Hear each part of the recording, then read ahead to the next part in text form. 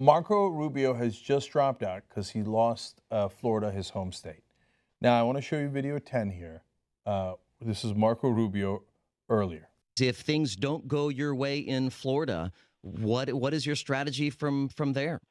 Well, listen, tomorrow our plan is to be in Utah campaigning irrespective of tonight. It would be a lot better to go to Utah being the winner of the Florida primary. It'll give us a tremendous amount of momentum. It'll give us 99 delegates. And that's the way we want to do it tonight. All these polls are out of control. They're crazy. They're way out of whack. I'm just telling you. I can't guarantee a win today. I'm telling you we expect to win tonight, but we are not 20 points behind them. That's absurd. And I think we're going to prove that here in the next few hours. Yeah. No, that's not what you proved. You proved that the polls were exactly right. They were not out of whack, and you got your ass handed to you, and now you won't be going to Utah. He just gave his concession speech for his career, for his life. Yeah. It's over. Pack your bags. Cenk, you're not being fair. Get a change of clothes, like Ben Carson did. You're done, son. And so now, look. To be fair to him, before the election, they always say, "I'm moving on. I don't care what happens in this state. I'm going to go forward." But he knows. But he doesn't want to deflate his chances right before the election and be like, "Schwang, wang, wang. If I lose in Florida, and the polls are probably right, and I will, I won't go to Utah. I'll instead." Cry myself to sleep. Look, He's not going to say that before the election. If he won Florida by 20 points, he was never going to get 50% plus one of the delegates. Mm-hmm. His only hope was to stay in long enough that at a brokered convention, he could somehow get chosen and lofted up to become the nominee. But it was a long shot to win Florida, and Florida itself wasn't going to be enough. He was correct, though. He said, we're not down by 20 points. He's only losing by 18. So this is a Michigan-level upset for Marco Rubio. So now Marco Rubio is done, and he did not run a good race. He won Minnesota. He won Puerto Rico. Did he pull out any other states? Did he? I think he had one. I think they thought he was going to get Guam, and then he lost Guam. And I remember they thought he was. Yeah, it was some state he was supposed to pick up, or some area he was supposed to pick up, and then he got murdered. So. Yeah. Anyway, so tonight Marco's career ends, and he kept talking about how God has a plan, and he got a lot of Bible verses, and God this and God that, and that's what they say when they're getting into the race. God, of course, picked them all. I don't know why he kept. He's such a prankster. He told Cruz he picked him, and Rubio he picked him, and Ben Carson he picked him, and it turns out he was messing with you.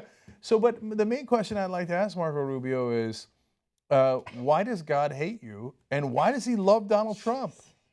No, but that's a literal question. You keep saying it's God's plan. So obviously God intended for Donald Trump to kick your ass. Yeah, right? But Christians already figured this out thousands of years ago with the whole whale thing.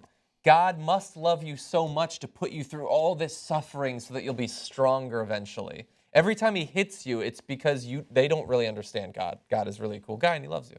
Okay, well, if that's the case, then why didn't you drop out immediately? Because God intended to hit us with Donald Trump.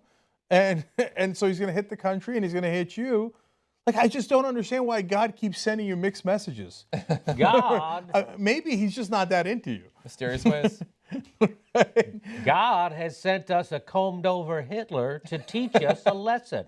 And that lesson is, I don't know what that lesson is. But to be fair, God also sent us the original Hitler.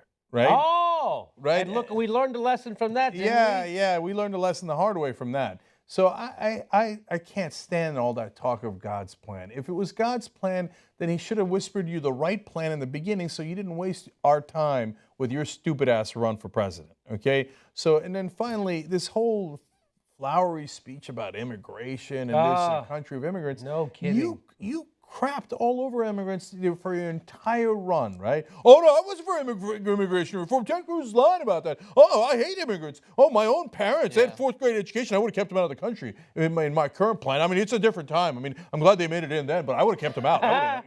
And so I hate it. I can't stand immigrants. I'm against. No way, but wall. To make sure that we are going to handle the border first, okay? I didn't mean immigration reform. Now you drop out all of a sudden. Oh, a country of immigrants and that. So, I mean, I'm so tired of all this political game playing, and so are the American people. So they're so tired of it that when a tyrant populist like Donald Trump comes in, they go anything but these slimy politicians, right? You knew Marco Rubio was lying to you from day one. Yeah, I mean, who knows what Marco Rubio's real positions are except the ones that the donors have given him. And then for him to talk about how crony capitalism is wrong in his concession speech. Like, no one defines crony capitalism better than you do.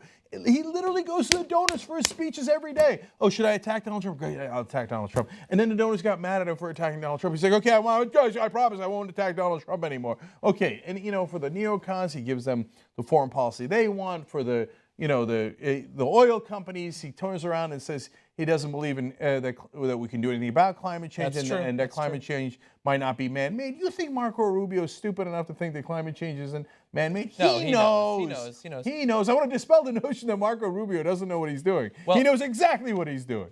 So for this robot to disingenuously come out here and tell us that, oh, yeah, so God planned to kick my ass all along, and God planned for me to lie about immigration and all these different things. God planned it. Right? And then you should have just shut up and not run in the first place. I mean, why can't somebody do a concession speech where they come in and go, hey, look, man, I gave it everything I had, and I'm sorry I let you guys down because you worked so hard at this, right? Yeah. But we live in an interesting time where this Donald Trump is a menace, and he's won. And he didn't say that he wasn't going to support Donald Trump. In fact, at the end of his concession speech, John, he said, may God strengthen whoever our candidate is. Our nominee. He apparently thinks that the GOP has to now rely on prayer. That's the only thing. A miracle is the only thing that's going to save them. And to see these guys do that, pledge for the nominee. I mean, that just shows you that when push comes to shove, they won't do the right thing. They will fall in line like a real right-winger. That's what right-wingers do. They fall in line. They get behind who's the strong man instead of standing up for principle, which they always say they do. We'll see what even Ted Cruz has pledged to, and he's the guy that, and he's saying it's because I gave my word. So he's trying to show that how I know, which I hate. Which is you gave your word. So even if Hitler would win, I'd still have to. Well, and this is the new Hitler. So anyway. That's his way around, Ted Cruz, of falling in line and still being an outsider is because he gave his word. And unlike other politicians, they don't follow their word. I'm going to. Yeah. Which is kind of brilliant in a sense, but it just goes to show you, what an unethical guy. He doesn't have any principles. Yeah. I love making fun of Marco Rubio, as with most of the candidates, but in advance, I feel a little bit bad for him, as bad of a guy as he is, because I don't envy anyone the amount of taunting that Donald Trump is going to begin to throw at Marco Rubio now for being a loser. Like, can you imagine? I just checked his Twitter. He's apparently busy. He hasn't started yet. But if what you were saying, Cenk, is true about the slimy politicians and people just wanting to avoid that at all costs, then we're largely screwed because Kasich is not going to win. And now it's Ted Cruz.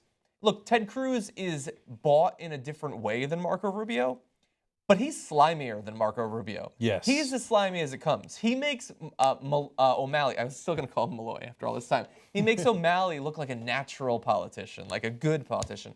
And so then we might be screwed because the whole idea is if you get it down to a one-on-one, Donald Trump loses to everyone nationally. We still don't know necessarily at the state level. And it might just be too late, even with Ohio possibly going to Kasich.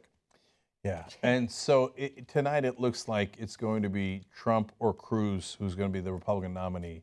That is a frightening, frightening thought. So we could enjoy, Marco Rubio's sad moment here. Apparently, John is a better person than I am. I enjoyed the boy crying a little bit tonight and the robot breaking down and shutting down. Right, but overall, there's nothing to smile about tonight where it's Trump or Cruz. If either one of them, by some stroke of luck or God or whoever it might be, wins, then we're really going to need God because God help us all.